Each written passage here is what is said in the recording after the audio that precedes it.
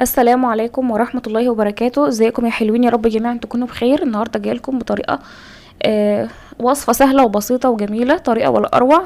هي طريقة الكبدة المشوية على الجريل. الطريقة جميلة جدا، هتحبوها وان شاء الله هتنال اعجابكم. بس قبل ما نبدأ الفيديو يا ريت ما تنسوش تصلوا على الرسول عليه افضل الصلاة والسلام، وتفعلوا زر الجرس، وتحطوا لايك للفيديو الاول، وتشتركوا في القناة وتفعلوا زر الجرس عشان يوصلكم مني كل جديد. يلا بينا نشوف طريقة. هنا مكونات الوصفة. معانا مية بصل واربع فصوص من الثوم المهروس، ليمونة، ونص معلقة كزبرة، نص معلقة كمون، نص معلقة فلفل اسود، نص معلقة بابريكا، نص معلقة ملح. معايا كمان معلقتين من الخل، معلقتين كبار من الخل، ومعلقتين من الزيت. البولة اللي في النص دي عشان نحط فيها مكونات الوصفة. نزلنا بمية البصل، هننزل كمان بالثوم المهروس والتوابل والليمونة، نعصر ليمونة كاملة.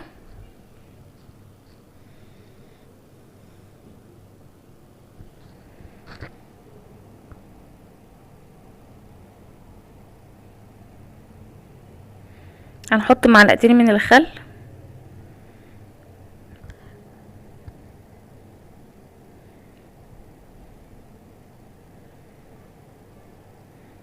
دي نص معلقة ملح، انا كنت نسيت احطها مع التوابل.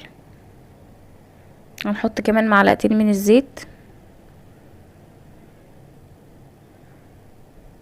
وبكده التتبيله تبقى جاهزه. هنا بقى معايا كيلو الا ربع من الكبده. هنا بوريكم ان الكبده بيبقى لها قشره، هو عادي ممكن تسيب القشره مفيش مشكله، بس يعني انا بفضل ان انا اشيلها لان هي بتسهل من ان هي بتسهل في عمليه امتصاص الكبده للتتبيله، وكمان بتمنع الكبده ان هي تكش وهي على النار. انا هشيل القشره بس من ورا الكاميرا، وهوريها لكم بعد ما تتقشر.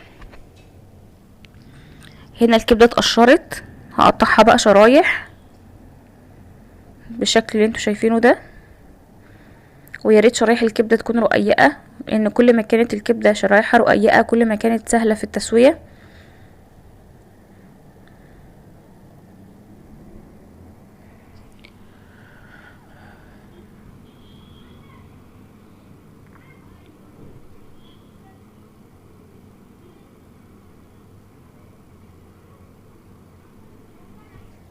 انا عايزه بس حضراتكم تشتركوا في القناه وتفعلوا زر الجرس عشان يوصلكم مني كل جديد.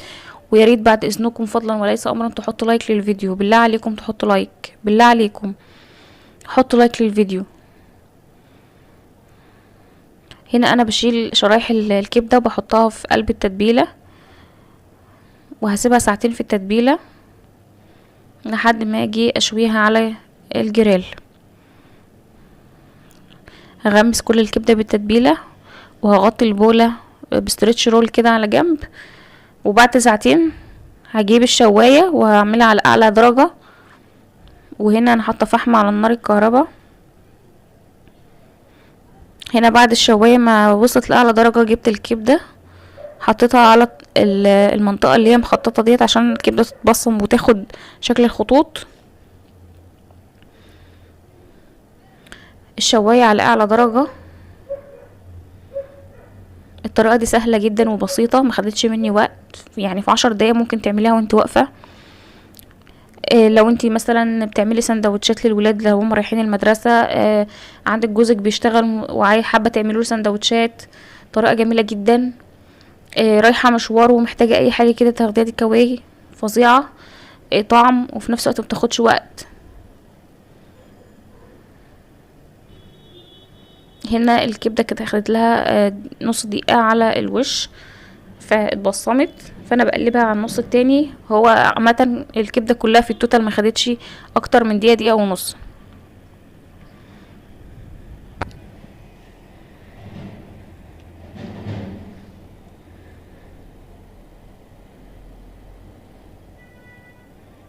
ده شكل الكبده. دلوقتي الكبده استوت، هشيلها وهرصها في طبق جانبي لحد ما اخلص كميه الكبده كلها.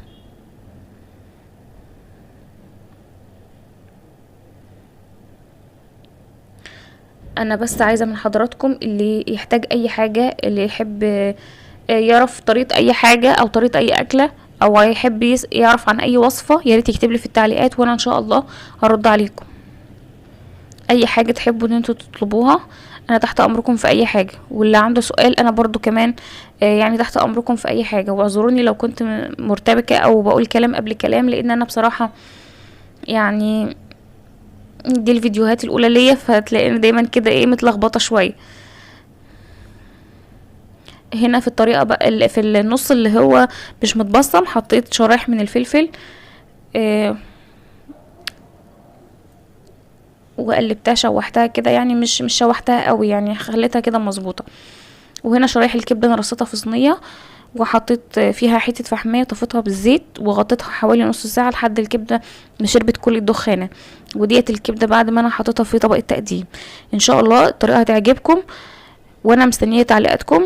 وشكرا، والسلام عليكم ورحمه الله وبركاته.